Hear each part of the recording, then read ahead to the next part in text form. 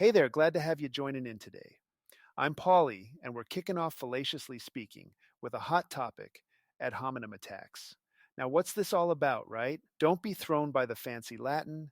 It's just about attacking the person rather than the argument they're making. Simple but oddly effective in shutdowns. You ever been in an argument where someone just goes for your character instead of what you're saving? That's our little guy in action. Classic ad hominem. And it's not just kids in playgrounds. It's heavy in politics too, you know. Aristotle, yeah, our ancient Greek pal, was the first to set eyes on this. He pointed it out way back then, sorting fallacious arguments from the logical stuff. Pretty neat, huh? You've got logical debates, and then you've got what we see often today in the political arena. This sneaky way of dodging meaningful discourse by throwing shade on your character instead. Now, why should you care? Well, understanding this helps you keep your cool when someone throws these personal jabs. It's all about spotting the diversion and not getting sucked in. Think more Dale Carnegie, less street brawler, right? We'll dig deeper into how these attacks work and maybe, grab some lessons from some of the greats like Carnegie. Next up, we'll dive into how these tactics got so popular and how famous figures have handled them throughout history. Stay curious, folks. All right, folks, let's get into the nitty gritty of what ad hominem fallacies really are. It's more than just some fancy term you heard mentioned in a debate class. It covers a whole pile of different ways people dodge the real issues by attacking the person instead. You got the classic, the straightforward abusive ad hominem. That's when someone's got nothing to say about the topic, but plenty about, you as a person. These are the verbal missiles you might get in a disagreement, loaded with negativity. Not only are they usually pretty harsh, but they also throw the whole conversation off track. Then there's a special favorite among many, guilt by association. Let's say someone's challenging a political stance, but instead of showing holes in the argument, they're linking the arguer to some unwanted crowd. Suddenly, the discussion shifts from the idea to who they hang with, and boom, there goes, like the argument. Oh, and what about to quoque? That's when someone says, wait a minute, you're no saint either. As if, pointing fingers actually adds anything to the initial claim. We've all been there, right? The old you too defense that never really solves anything but keeps things heated. You see, all these fallacies share a sneaky trait. They completely bypass what's really being discussed. Instead of focusing on the argument, they pull out a spotlight on something irrelevant, the person making it. But remember, identifying these can be, a bit of a game changer because once you see through them, you get a clearer view of what's really going on. And hey, knowledge is power, right?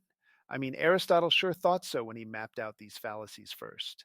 It's like having a cheat sheet to avoid getting bamboozled by off topic attacks. And honestly, who doesn't want that magic in their toolkit for life's debates? So, how do we handle these ad hominem attacks when they come flying at us? Well, first off, we got to recognize them, right?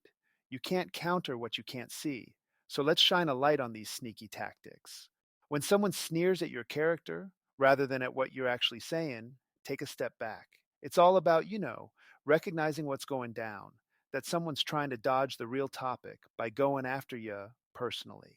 Now, Dale Carnegie, yeah, that win friends and influence people guy, offers a neat trick. He'd say, don't rise to the bait. Instead, keep your cool. Just acknowledge the hit and pivot back to what actually matters.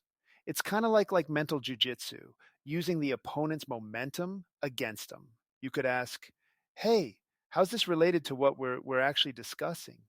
It's a powerful way to refocus the conversation, and suddenly their attention grabbing jab looks kind of silly when put in the spotlight. And what about if you're caught up in a guilt by association jam or a tu quoque moment? Again, redirect that spotlight. Ask for clarifications, dig into specifics of their claims. It's all about steering the ship back to relevant waters. Sometimes these attacks just scream insecurity from the attacker. Dale Carnegie would nod sagely about that. So keep an eye out for that.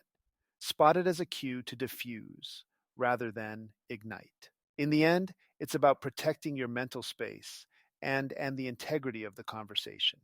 Sounds like a tall order, but remember, it's doable if you're alert and armed with the right tools. All right, next we're going to shift our gears and think about some real world examples. Who took these jabs and deflected them like a pro? Let's keep building that toolkit, folks. There's a special kind of strength in not striking back. Not always easy, but Dale Carnegie sure was onto something. See, his thing was about avoiding those criticism traps. Real wisdom there, especially when you're dealing with ad hominem shenanigans. So, why would holding back your criticism be like super handy? Well, it's like judo, catching your opponent off guard by not reacting how they expect. Carnegie saw it about, gently turning the heat down on confrontation, making you harder to provoke, and giving you better control of the narrative. Think about it. Someone hurls a personal dig your way, tempting to snap back, right? But pausing, taking a deep breath, and deciding how you want to respond gives you an edge. Suddenly, it's not about who throws the sharpest jibes, but who keeps the conversation grounded. Carnegie would have cracked a smile at this approach. You couldn't batten down your opponent with harshness and still have them see sense, could you? He thought criticisms just kind of cloud things, more bark than bite, if I can say so. And in the end, who wants their last word lost in the noise of argument? Instead, you steer clear of condemning, you stick to the facts calmly, and most times, antagonists lose steam. They're ready for a fight, but not for, how does Carnegie put it, gentle redirection. That way, you conserve your energy for ideas and insights, not pointless battlegrounds. To get practical for a sec, next time it gets heated, think, what would Carnegie do? Probably nod serenely. Let the noise hit the walls without echoing back. Easier said than done, sure, but mighty effective when mastered. Keeps you on the higher path, which is where conversations actually move forward instead of going in circles. So the lesson here, grasping when to hold back, can say loads more than yanking on the reins. Wise man's way through the noise, eh? Let's wrap this notion around our minds. Talk about economizing emotional investments, right, folks? Now imagine some famous personalities using these lessons against skeptics. Let's unpack a bit of that right after this. All right, folks, so let's take stock. What's the takeaway? How do we steer clear of these ad hominem traps and actually come out on top? It's like this: turning what we've learned into action, into mind hacks we can lean on.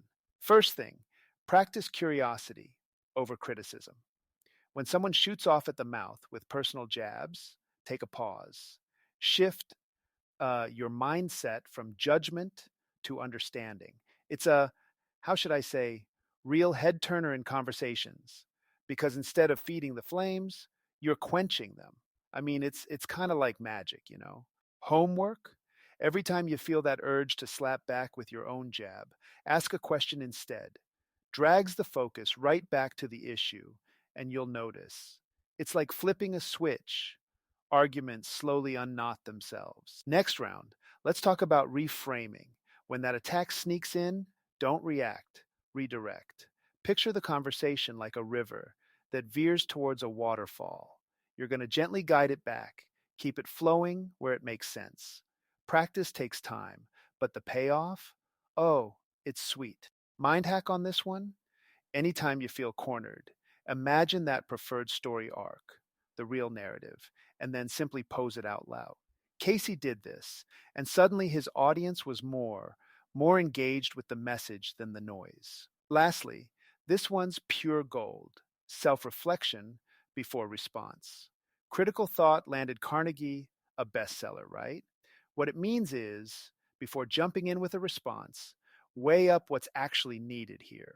Calmly center yourself and ask, will this drive understanding or just stir the pot? And for your homework, how about a daily reflection?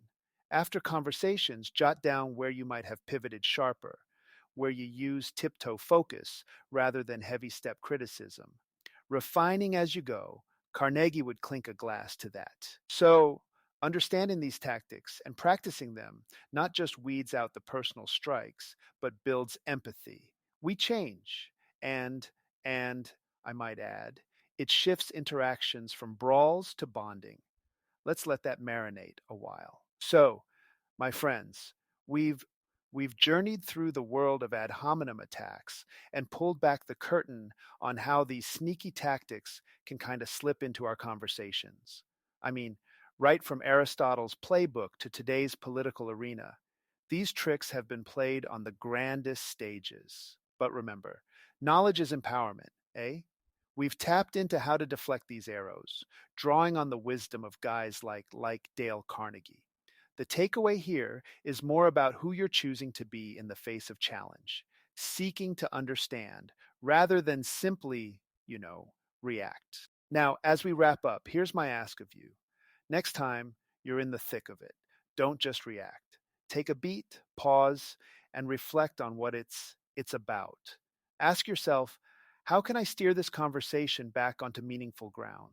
Maybe, maybe the world won't change overnight. But look, you've got the tools. It's up to us to bring a touch more understanding and a smidge less conflict into our lives and beyond. And remember, one conversation at a time, the dance between words and wisdom can shape the future. So here's to mastering the mind games, to growing through each encounter, and to stacking up a little more wisdom in your arsenal. Thanks for joining me, Paulie, on Fallaciously Speaking. Until next time, let's aim for clarity over chaos. Bye for now.